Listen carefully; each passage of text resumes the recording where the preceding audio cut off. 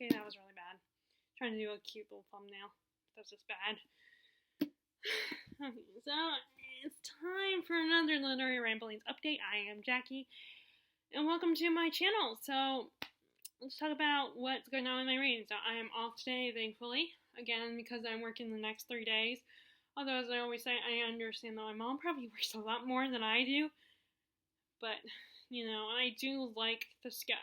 I explained to her that I kind of prefer the schedule because then, I have days off, even if it's unpredictable, and it's hard for me to schedule activities I want to do when I don't have a set schedule. And sometimes I kind of regret not having a set schedule because of that, but other times I'm like, well, you know what, as my sister said, this is kind of like, although having one day off, it's not really a weekend, but having 2 or 3 days off, that's my weekend. So even if it's not Saturday and Sunday.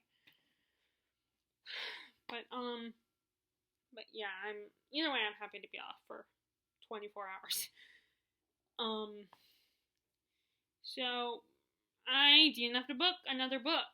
The difference though between this and Jacques the Fatalist and Evelina is that I got pretty far in this book.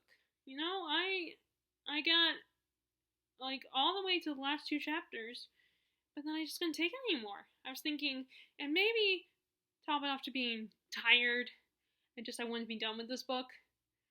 But I made it to the last 2 chapters, and I just couldn't do it anymore. I just, it was too much, and I wanted to be done. And so finally I was like, forget it. I'm gonna stop here. Even though some review I read one review that was like, oh, it was all worth it when you get to the end. And it's like, no, I don't want to feel like, because I should be able to do what I want. If I want to DNF a book, I shouldn't feel like just because someone on Goodreads or BookTube said, it's worth it all the way up until the end. I don't want, if I'm bored with it and if I don't like it, then I shouldn't let BookTube dictate all the time.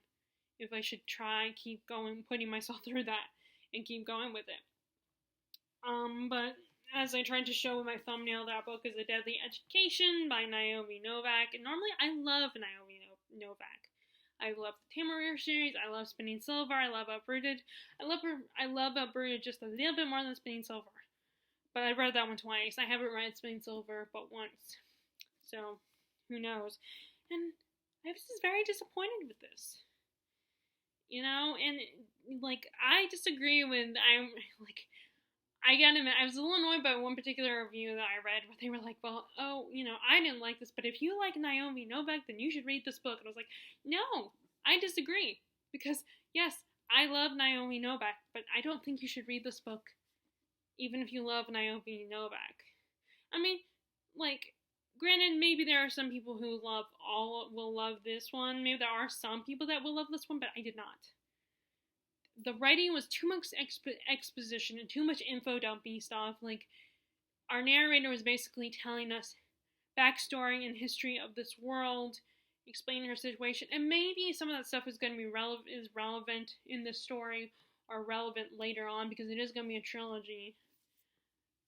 But I was like, I don't care. Just get to the action. And even then, towards the last part of it, I could not figure out what was going on. I was very confused. There was a hole in the building or something, a hole that led allowing the monsters to come in, and why there was such an overload of the monsters at the school.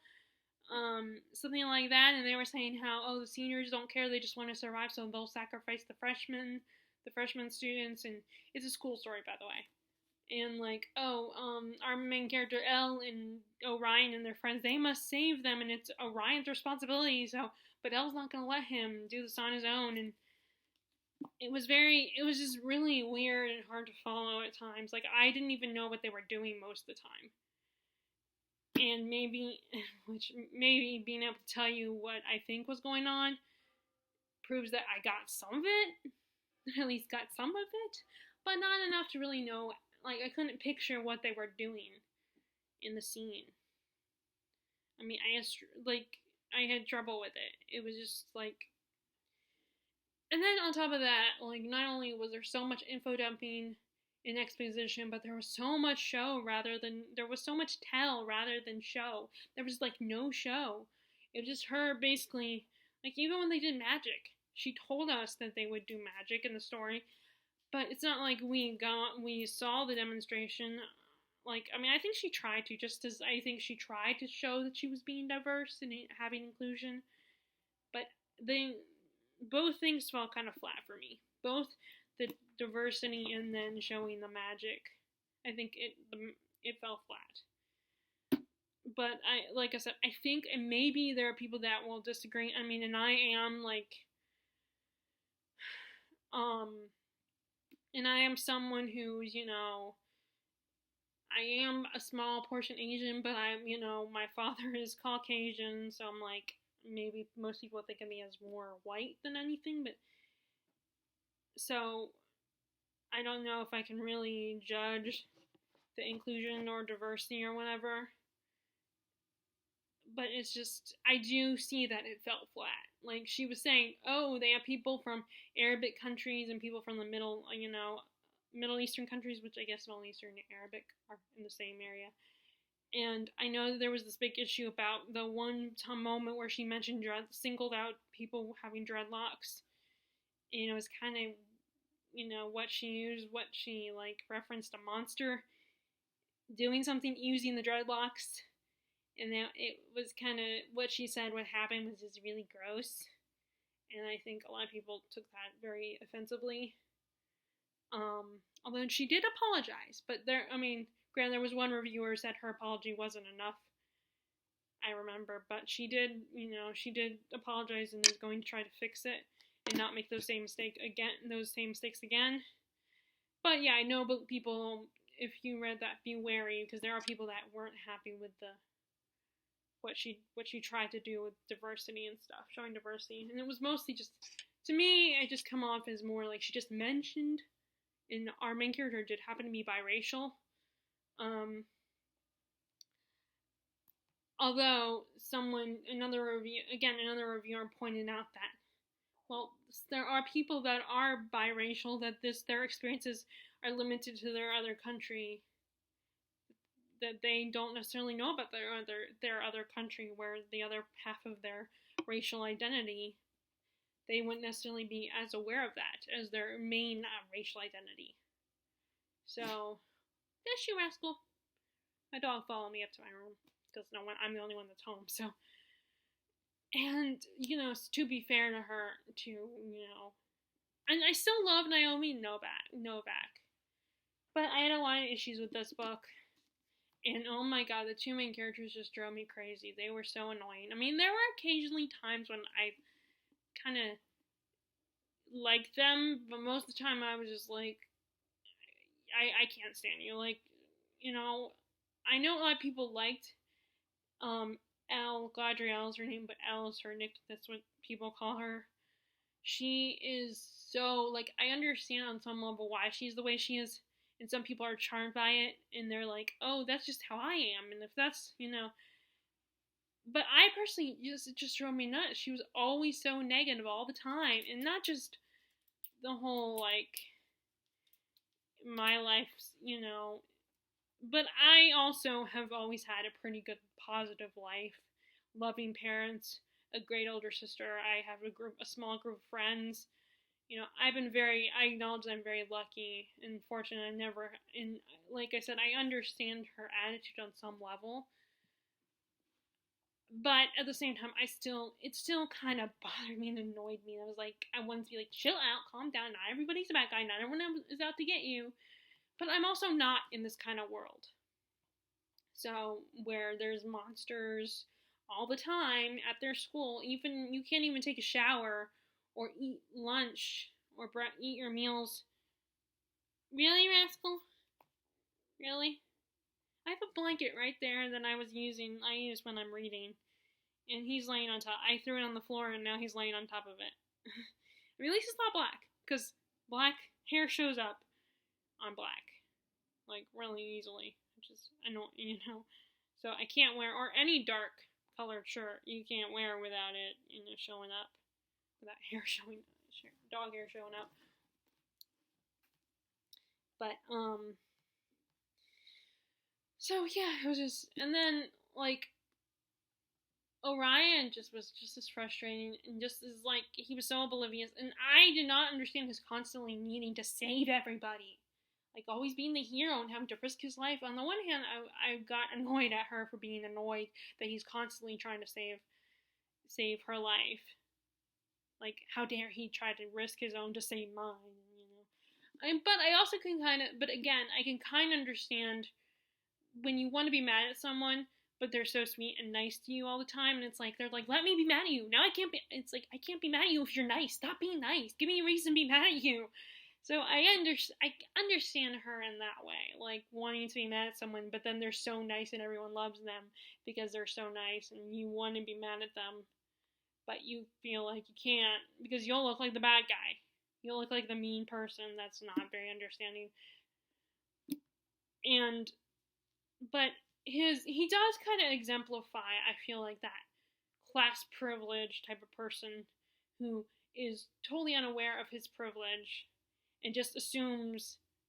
And like there's a conversation between him and Elle where they're talking about like their whole school is full of monsters, and he's talking, he's like saying, "Oh, they don't attack you that much. I mean, you're just weird that you're constantly." He doesn't say that, but something along like he's surprised that she's constantly being attacked, and he thinks she's exaggerating, especially or like when she says that a lot of us get attacked. And he's like, "Well, that doesn't happen to me or my friends," and it's like, okay, yeah, good for you. It's like, of course, you don't have this problem. And being in it's like he totally is oblivious to the fact that there are some people that aren't as lucky as him, that not everybody's as privileged as he is. And it's, and she kind of points out that no, some of us aren't in such a great position that we're not attacked as often. We get attacked all the time, and you don't understand that. That's why we're all wary and distrustful. So yeah, so with that being said, I can also understand her annoyance with him for his lack of understanding of what she goes through and what her own group of people go through, people that aren't enough to be part of an enclave or part of the upper class. And then on top of that, also this is a school that has no teachers, which on the surface sounds like a cool idea, but I think it kind of hinders the book a little bit, because that, as again, I'm referring to another review, this person said that whole student-teacher bond and teachers teaching them how to use the magic kind of is a big part of these school settings. Like it's a way to show the magic, like having an adult there, and mostly it's just these kids trying to get this magic, their homework done, so they don't get eaten or kicked out of the school. And so Naomi Novak will say they did this spell, or she did this spell, or he did this spell. But we never actually. I mean, when they're fighting the monsters, you get a little bit of explaining what they do, but again, it's mostly just telling. It feels mostly very telling, and it just this book just really annoyed me. And I'm just disappointed by it. I mean, there were times when I thought I could get through, because I read up to the last 2 chapters, and I started reading chapter 12, and I got pretty far into it, but then I couldn't take it anymore, and I just wanted to go back to my other current reads, because this felt like so exhausting, and not in a good way, like in a way that I just wanted to be done with this book. And the only reason why I picked this book is because I thought it would be a quick read, because it's not that big. I thought I could get through it really quickly, and it does turn out, like, although apparently people consider this an adult, and maybe that's because Naomi Novak will write adult books, but this one felt more like a YA, especially with our protagonist, Elle, and how she spoke to the reader, and just her attitude. Like, she seemed like such a teenager, such a hormonal teenager. And it just, the writing style felt very YA. Like early YA or something, or like, I don't know. It just, I just, it just felt YA, essentially, and, um, too bad because the cover's really pretty, and I also really like the Owl Crate. I think it's Owl Crate, or it might be the Fairy Loot. One of those book subscription boxes has a really nice navy and gold line with the book, and I think the pages are colored too. Like, I think that is really pretty, and I'm so glad that this. There's nothing here, but on the, I like how it has this on the inside. But it's disappointing that, and I guess I can kind of understand that people that are tempted to keep a book just because it looks really pretty, even if they didn't like the book. I can kind of understand the temptation, but I'm not keeping this. This is going in the donation pile, which I feel even worse because this is a hardback book, and I got it from Barnes & Noble. I didn't get it like from a used bookstore or anything like that. I got it from Barnes & Noble. So it was not cheap. It was like, does it still say? Where's the $28. I'm just gonna say it was $28. It was almost $30. So I spent, money on this, and I ended up not liking it. I assumed I would like it. There lies the problem. It's like I assume before I buy a book that I'll like it, and my library doesn't. It might have had this one. But concerning the situation we're still in right now, it's kind of hard for me to use the library because my days off are a little all over the place since I don't have a set schedule. And this is one of the aspects of my life where I wish I had a set schedule, so I could easily determine when I can go to the library. So it might have been at the library. I might have been able to get it at the library, but yeah. So that's the problem. Like I said, the idea was cool, but the execution was just not good. I mean, if you like this book and we're cool with it, that's great. If it's, I just really strongly did not like it. This is why I can't do wrap-ups. Why I end up not being able to do a wrap-up because there's no point, because I'll spend most of my talking on these videos. Like, I kind of follow my model of videos. My model of videos usually is Steve Donahue's channel, because he will do these long videos where he does book hauls, and occasionally, every so often, he'll do a tag, but he'll do, these Friday reads videos or something, except I do, every so often kind of videos, or every time I have a day off videos. So, yeah. I mean, like I said, if you liked it, that's great. If you didn't have these problems with that book and still loved it, then, Okay, so, as of right now, I am currently reading, that I got back into Baptism of Fire. Now I'm on chapter 3, I believe, is this chapter 3? Did I start chapter? Let me double check this. Yeah, chapter 3. I'm in the middle of chapter 3, and there are 7 chapters, but they're just like with A Deadly Education, the chapters aren't really long in these books, but I'm definitely more interested in these, and there's, it's easier to follow and figure out and picture the action and follow along with this story, even if it's a translated work. Which is it's so weird. I don't even know, people talk about when although maybe I might have noticed it more in the short story collections, but I definitely don't notice the whole difference between the books. I don't notice the difference in the, between our, how we write books and how they would write books, and again, I always forget where the author is from. But I can't remember if I noticed anything in the short story collections, but anyway, which I do not envy those people who have to translate, especially if it's a long book. Now, this one isn't as long, but if you have to translate something like War and Peace or Les Miserables, then I do not envy that for those people who have to translate those works. You have to really, really love the book, I think, and of course, know the original language. So I'm reading Baptism of Fire. And our characters, like, Geralt is on the way to go find Ciri because he feels like she's in danger, because she's in danger of being trapped in this one particular kingdom. The problem is that I think he's worried that Milva, one of his traveling companions, is right, and that Ciri will be spoiled and be privileged and have all this stuff, and she won't realize that she's once again a prisoner. She, like, that whole idea of the pretty prison where you don't realize you're in a prison. You're imprisoned. That is such a weird word. Whenever you say that word now, you won't realize it because it will be such a nice prison. Like, I'm watching WandaVision, and in a way, she's imprisoned by her own. She could be imprisoned, or like, Vision or whatever, or the people in this town, and they don't realize it. Of course, they're being mind controlled by fear, and they don't,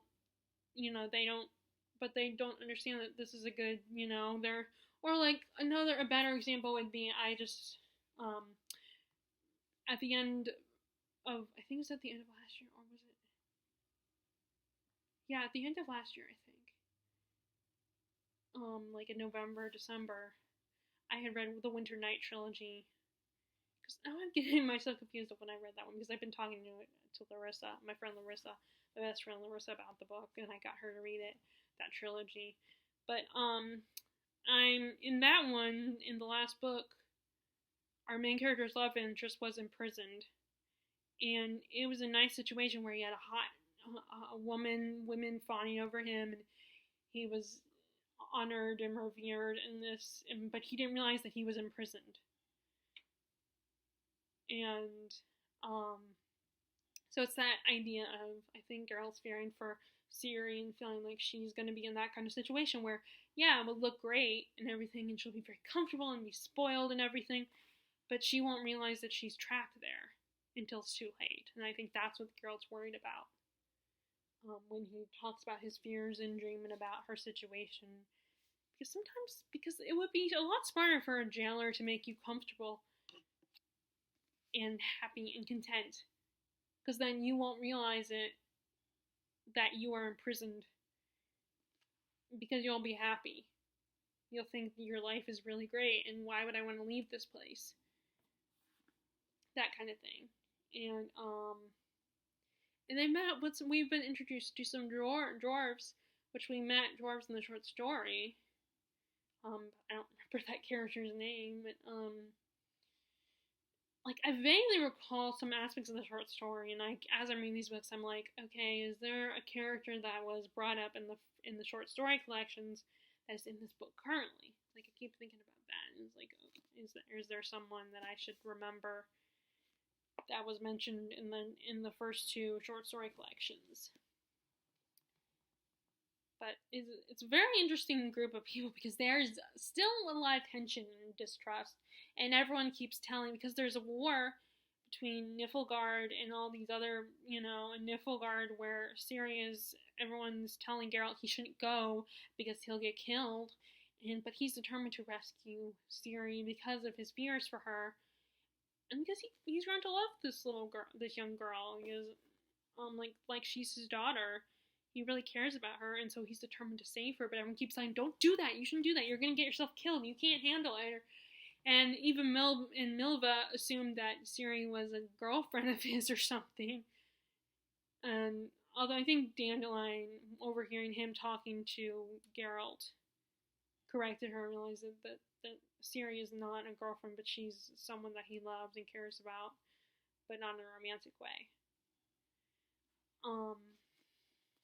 And then you have Geralt, who is, like, determined, is like, he's like, they don't understand, and he doesn't trust them, and he doesn't think very highly of them. And I think and then you have Dandelion, who people underestimate constantly and think he's just oblivious, and I think people need to give him more credit. I think he's more aware than they realize, and he understands more than they think he does, just because, especially since he's been traveling with Geralt his whole life.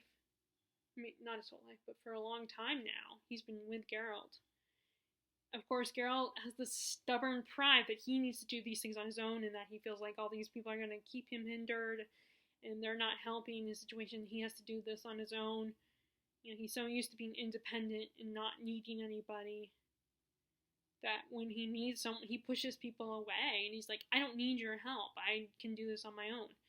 And even though, yeah, he's a witcher, he is a badass witcher with all these awesome powers, he kind of needs them to help him out. He can't do every single thing on his own, and it frustrates me when characters, although he's not, Geralt's not as annoying as Orion in A Deadly Education. In A Deadly Education, Orion actually both Orion and Elle have that kind of attitude. I don't need anybody, I can do things on my own. And this is, again, I kind of understand Elle a little bit more than Orion.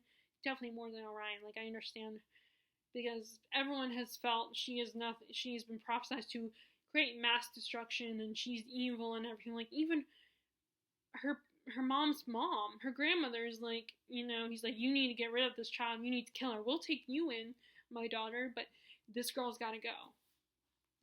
So I can, as always, I do in some ways understand Elle, but in other ways I don't. So back to Witcher, Baptism of Fire. Let you see the title. But Geralt is very similar to them. He has that, but unlike Orion, who wants to be hero and save everybody, I think Geralt doesn't really care about everybody. I think he just cares about Ciri. He's attached to her as if she were his daughter. So it's not that he wants to be a hero, it's just because he cares about Ciri the most and knows that she's important. Like, he loves Ciri as if she, she's a daughter to him, a daughter he never had, that he can't have with Yennefer.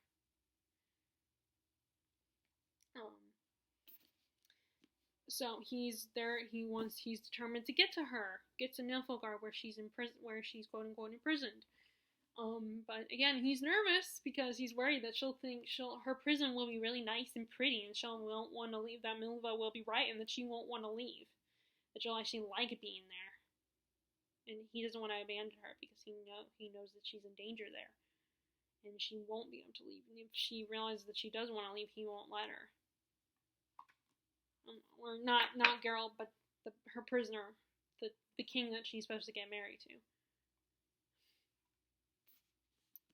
Which I'm curious if that dream is going to turn out to be what is going on. If he's going to be right with that dream, and that is what's going on with her, in that, when we get to her point of view, her chapters, then she will be doing that, and then hopefully by the time Geralt gets to her, she'll realize it by then, and he won't get there, and then her be like, I don't want to go, I like it here, I'm treated like a princess. Which she was exhausted, and I think she would, deep down, she would just want to rest, and, just chill and be spoiled. She wouldn't want that responsibility of being, she likes the idea of being a spoiled princess, I think, deep down. So, yep, going on with that. And then, I'm also reading, I went back to reading a little bit more of this. I'm finally on the chapter 3, it's called Changeling, I think chapter 3 we finally get back to the other characters. Yeah, we get back to Cryde in chapter 3. So we're in, like I said, Pug's situation is looking up. His situation is getting better for him. And he has found a new love interest, and he wants, in fact, to the point where he realizes he might be more in love with her than he ever was with Caroline, and wants to marry her, but, his master's son is like, that my father has rules, you can't marry, and he has his reasons, and I'm thinking, okay, they better be good reasons, because I'm kind of rooting for this couple right now. I want them together, I want them to get married, because I definitely like Catalia better, I don't know if I'm saying her name right, I definitely like her better than Caroline. I mean, Caroline did grow on me towards the end of the first book, but I like Caroline better. She's less annoying. And poor Geralt. Not Geralt. Poor Pug. He does not understand women. I was just recently reading. I watched some. Laura from Books Like Woe was talking about her reading of Royal Assassin and talking about how Fitz does not understand girls. And I feel like Pug is the same way. He does not understand girls. Like, if he would just talk to them whenever, that's the same problem you have with Caroline, and he almost was close to making that same mistake with Catalia, where he didn't talk to her and find out he was just, like, by the time he realizes that something's not right, she's annoyed with him, mad at him, and he has to be told by someone who's like, okay, you have to talk to this girl, okay? Girls are different than boys. And you need to talk to her, okay? Find out what's up instead of just sitting around waiting and feeling like, I know it's not easy, but no one said life was supposed to be easy. Relationships aren't supposed to be easy, and life in general is not supposed to be easy. But you do need to talk. You can't, just because it's not easy, just because it's hard, does not mean you need to give up. So if you just talk to her, in both cases, he has to be told, you gotta talk to this girl and find out what's up.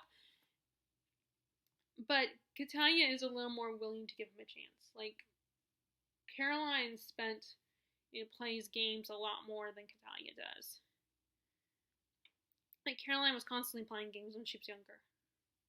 Now, granted, maybe when Catalia was younger, she might have been like that too, but she was constantly playing games with the Pug and then using the other boy, who I want to say his name is Roland, but I'm not sure if that's his actual. I don't remember if that's his name or not. But yeah, they're constantly messing with each other. She was constantly messing with both boys.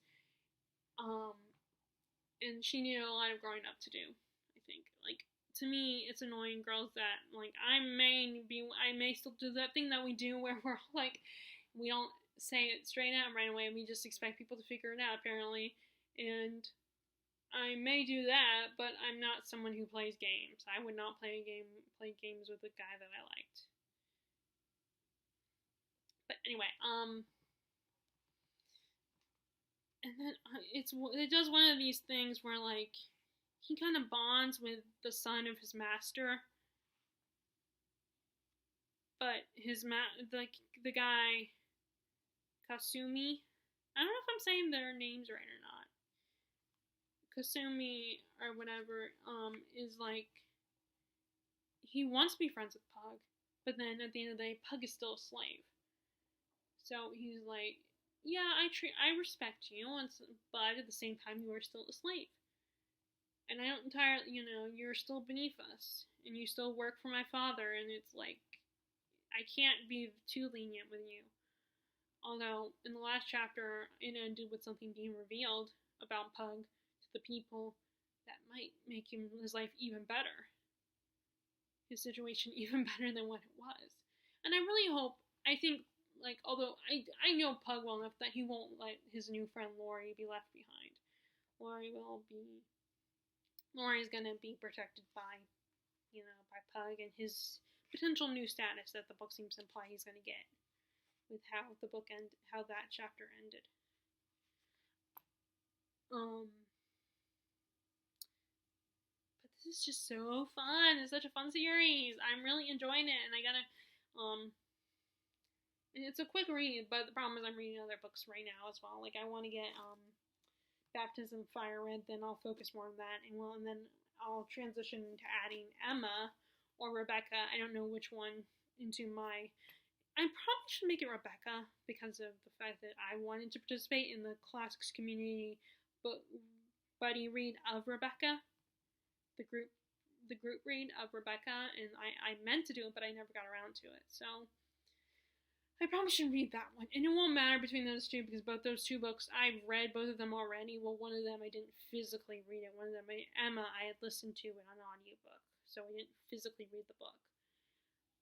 But I have absorbed the story. So it doesn't matter which one because I've absorbed both stories already. But I definitely they're both books I want to reread now. But I don't know which one I'm going to get to next. My priority is Baptism of Fire and then get back into this one. I might not even get to those by the end of the month because this is the shortest month. So who knows? This book might still take me a while. I would still consider it a quick read, but it might still take me a while. So we will see what happens. I did read two other short stories from this collection, which I read. The stories I read were,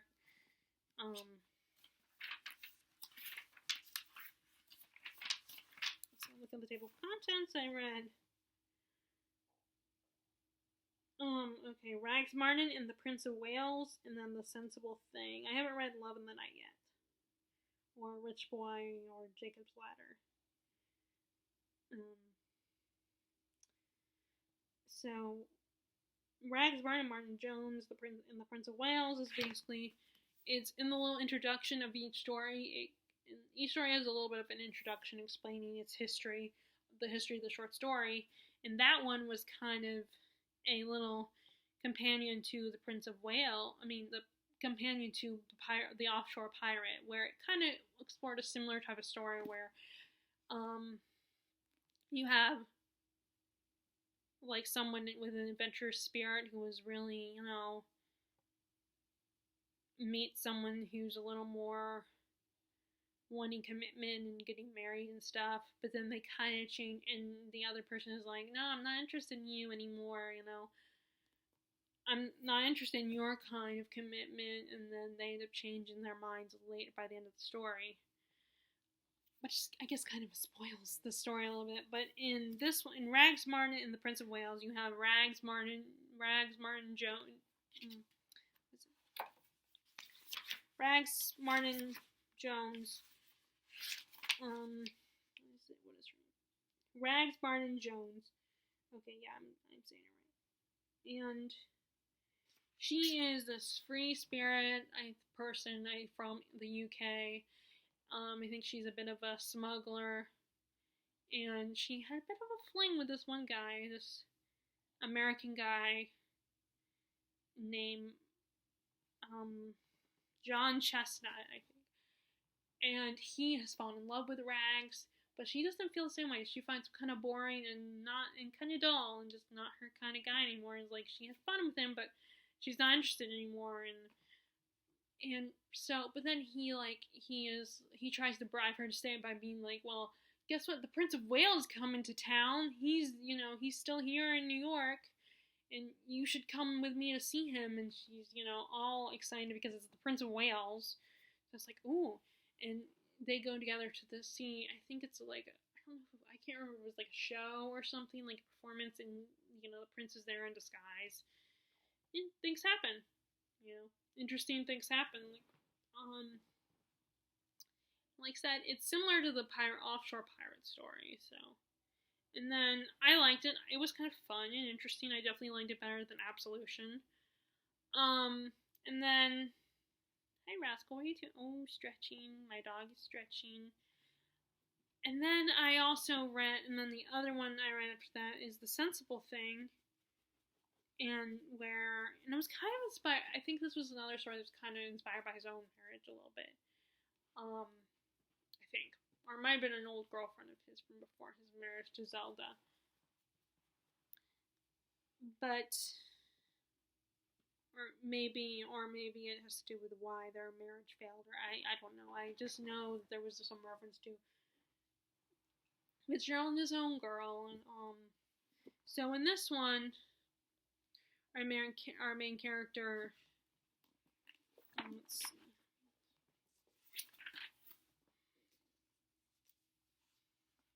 I'm trying to find his name.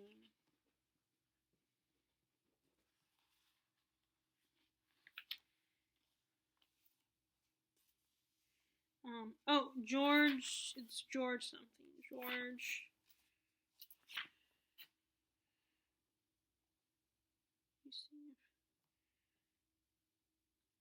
Oh, and this is the one, George O'Kelly. That's his name. That's our main character, George O'Kelly.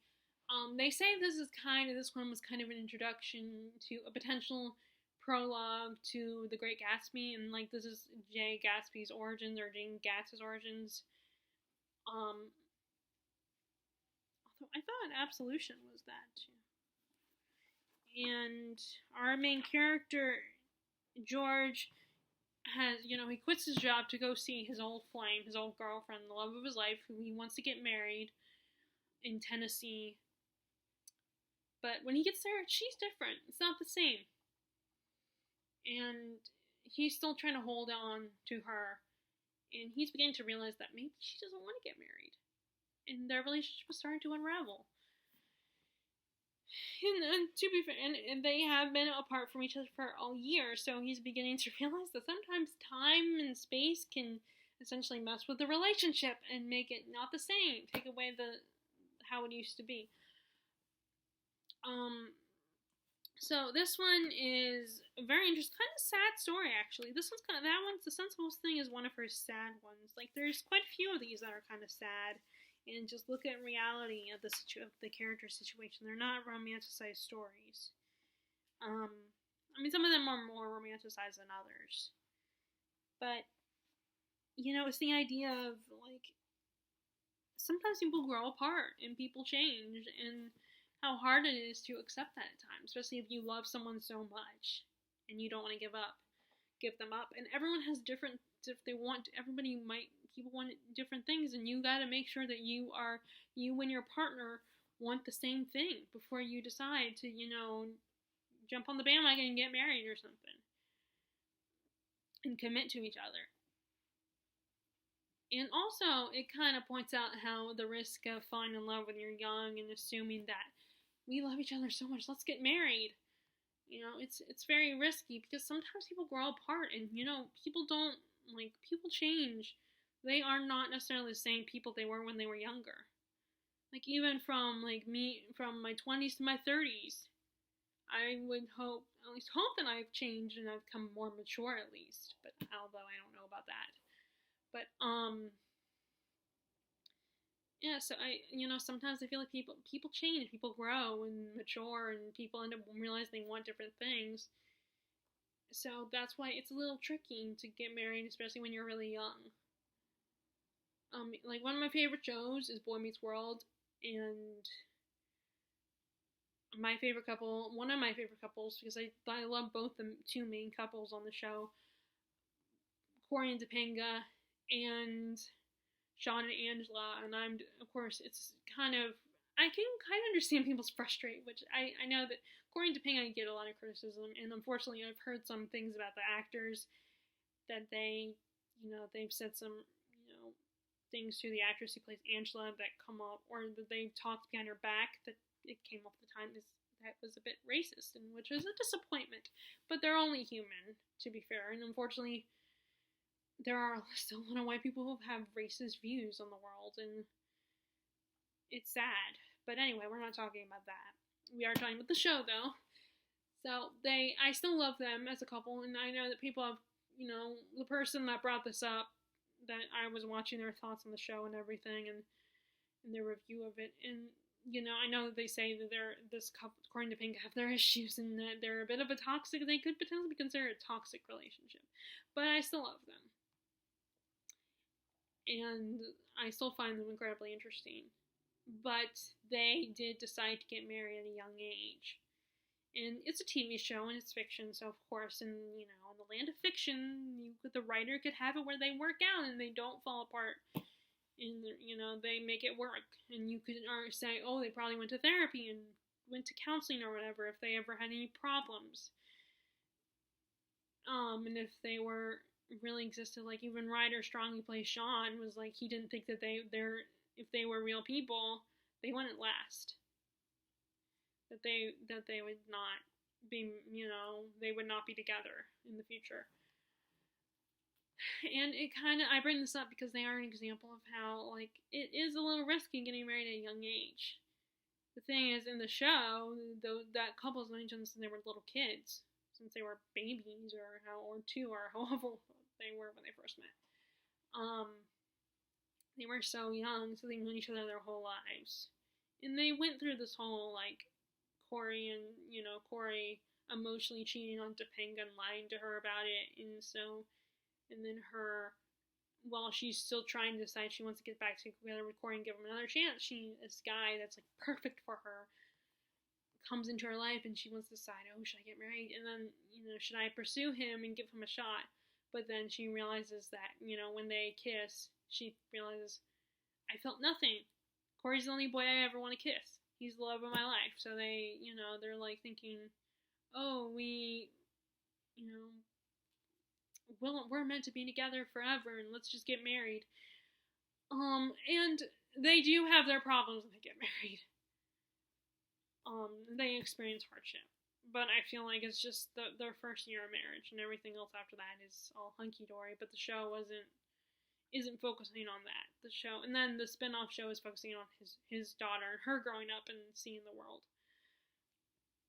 So the show does not really explore that, and I would be interested in seeing a sitcom, which I guess Modern Family probably does that.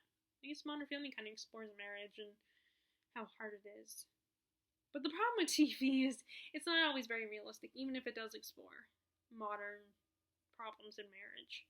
It still is very dramatic, and a lot of times it will still work out in the end. That's why I like the movie Miss Doubtfire, where it doesn't work. It doesn't have a fairy tale ending where it works out between Daniel and his wife Miranda. He still gets a happy ending because he still gets his kids back, gets to have custody of his kids. Partial custody of them, and that's the most important aspect of that movie. But then, him and his wife never get back together. Even though he was jealous of her moving on with her old college flame. But anyway, so I'm back to this. So like I said, that one was pretty good too. I liked that one. I feel like with short stories, here's the thing. With short stories, I feel like you either think they're just okay, or you don't like them at all. I feel like that's the thing about short stories, because for me, or at least for me, that's how it is for me. Like, either I think they're just okay, or I don't like them at all.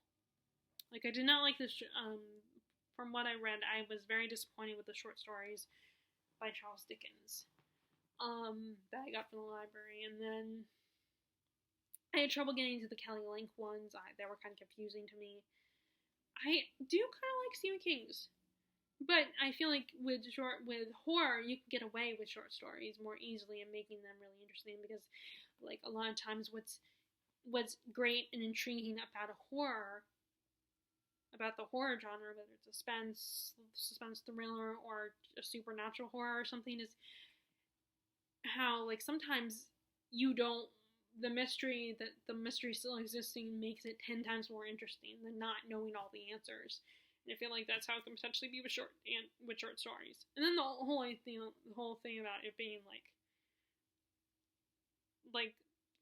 you keep thinking, if it's short and abrupt, you can potentially keep thinking about it because you're so frustrated with how abrupt it is, and you want to keep going because you liked it so much.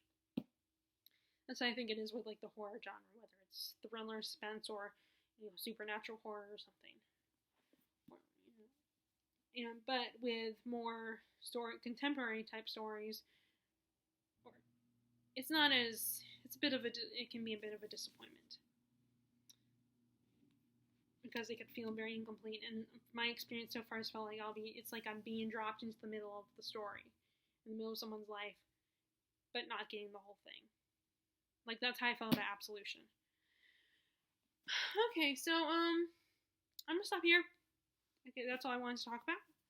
That's what's going on right now. I'm gonna keep going with Baptism of Fire and Magician Master. See what happens with the characters, and I'm gonna read a few more short stories from this collection at some point. And I don't know if I'm gonna read Rebecca or Emma, who knows. But I hope you are still wearing your mask, washing your hands, using hand sanitizer, and keep it 6 feet apart from people, because unfortunately this pandemic is still going on. And I hope you are being kind to everyone, enjoying your reading. And if you like this video, be sure to give it a thumbs up. So click subscribe if you haven't already. Click the bell notification below if you want to be notified when I post new videos. And I will talk to you all later. All right, bye!